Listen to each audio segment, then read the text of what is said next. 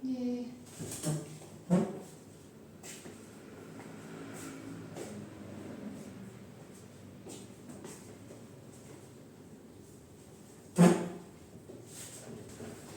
Ibu, perkenalkan, saya Bidan Vivi, saya yang bertugas di ruang KIA pagi ini. Dengan Ibu siapa ini? Ibu Sri Lestari, Umur berapa Ibu? 24 tahun. Oh, 24 tahun ya. Ini hamil yang ke? Yang pertama, Oh, yang pertama. Umur kehamilannya berapa nih? 34 minggu. 34 minggu, berarti ini trimester ketiga nih? Nggih. Oh, nggih. Ibu, bisa saya lihat buku KIA-nya dulu?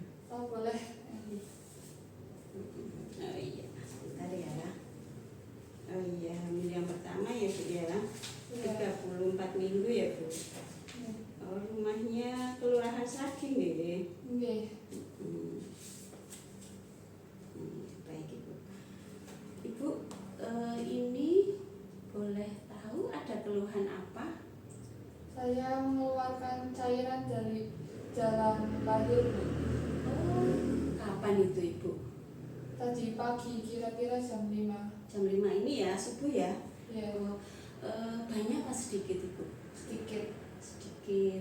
Itu bercampur ada darah, apa flek-flek itu? Tidak. Tidak ada, berarti murni ada cairan saja Bu ya. Ibu, itu ada dua kemungkinan. Jadi kemungkinan yang pertama itu bisa jadi ketuban pecah dini atau air kawahnya yang pecah, yang atau ada bocor gitu ya Bu ya.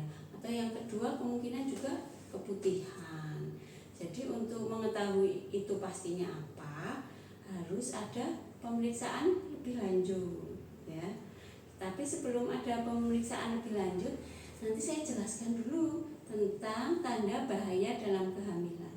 Ibu pernah mendengar enggak tanda bahaya dalam kehamilan? Pernah. Di mana Ibu kok tahu? Di buku KIA. Oh, di buku KIA ya, berarti baca-baca buku KIA ya. Kebetulan nanti saya jelaskan satu persatu Bu ya. Jadi ini Bu, ini tadi sudah saya buka ya. Nah ini di halaman tentang tanda bahaya pada kehamilan Ibu ya. Jadi di tanda bahaya kehamilan itu ada 4 Ibu ya. Jadi yang pertama itu ada preeklamsi, ada gerak janin berkurang, terus ada perdarahan pervaginal, ada juga ketuban pecah dini. Ya, mungkin tadi yang saya jelaskan sesuai dengan keluhan Ibu Sri nggih.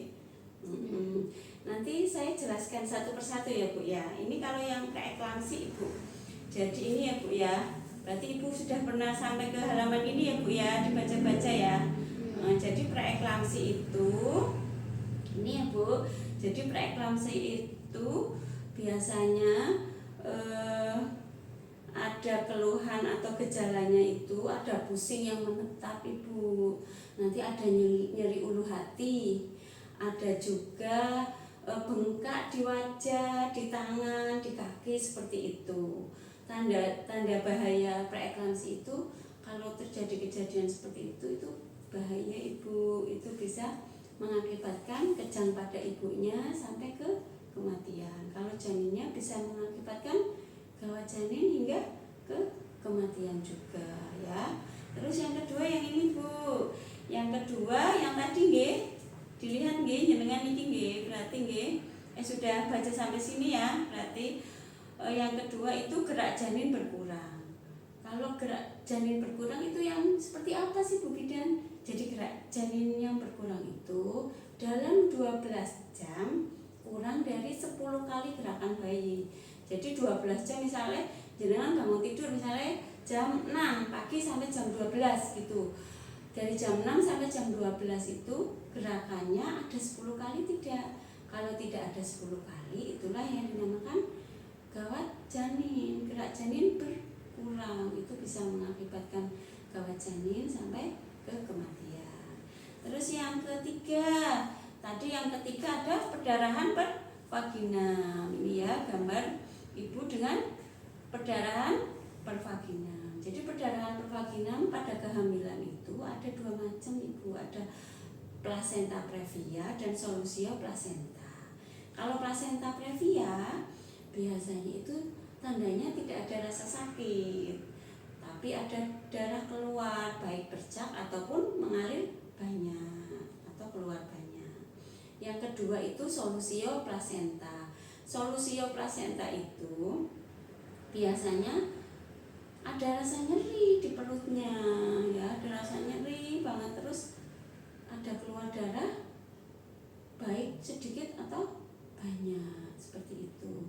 Plasenta previa itu bahaya untuk ibunya juga bisa shock kalau tidak ditangani dengan segera, dengan tepat, akan mengakibatkan kematian karena mengeluarkan darah yang banyak. Pada janinnya, janin bisa gawat janin sampai meninggal. Terus yang keempat ya, yang terakhir itu ada ketuban pecah dini, seperti yang tadi ibu keluhkan. Jadi bisa saja itu ketuban pecah dini, bisa juga kemudian. Apa sih ketuban pecah dini? Ketuban pecah itu sebelum wayai babaran kok kawai pun rembes, pun keluar, sudah keluar atau bahkan sudah pecah gitu ya. Jadi harusnya begitu kawah pecah kan bayi tidak lama keluar. Ini ibu misalnya masih 34 minggu terus keluar, lah itu namanya ketuban pecah dini. Tapi ibu tadi kan cuma sedikit ya bu ya, baunya juga tidak khas, tidak anyir gitu ya.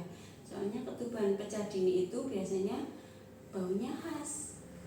Terus keluar ibu tidak merasa ngeden, tidak merasa mau buang air kecil, kok tiba-tiba keluar, bisa saja lagi tidur keluar. Lah itu biasanya ciri-ciri ketuban yang pecah.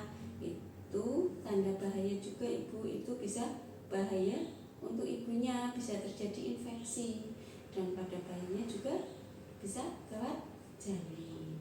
Seperti itu ya bu, itu yang 4. Tapi ibu tidak perlu khawatir ya. Insya Allah kalau tadi kan tensinya juga baik, ini yang keluar cairannya juga sedikit ya, mudah-mudahan itu keputihan saja. Karena ini kehamilan 34 minggu lembab biasanya keluar keputihan. Gitu ya ibu. Iya bu.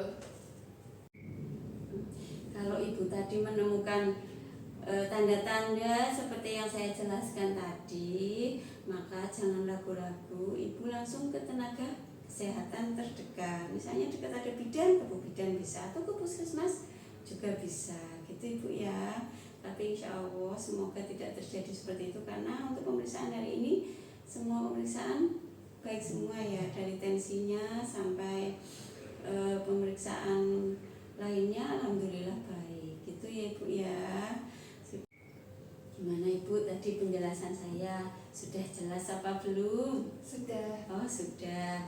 Coba ibu diulang lagi, apa tadi tanda bahaya dalam kehamilan? Preeklamsi, Iya. darah janin berkurang, Iya betul. perdarahan pervaginam, Oke betul ibu. ketuban pecah dini. Oh iya, ketuban pecah dini. Pinter ibu, langsung masuk ya ibu ya. Mudah-mudahan tidak ada itu ya ibu ya, jaga kesehatan ya. Itu tadi ibu ya, sudah dijelaskan tanda bahaya pada kehamilan. Ibu juga sudah menjelaskan. Mengulang lagi, ternyata ibu juga sudah bisa memahami. Atau ibu ada yang mau ditanyakan lagi ibu? Tidak ada. Oh tidak ada ibu ya. Cukup jelas berarti ibu ya. Semoga sehat-sehat selalu ya ibu ya. Izin untuk mendokumentasikan dulu ya ibu ya. Iya. Terima kasih sudah periksa di Puskesmas Ragi 1.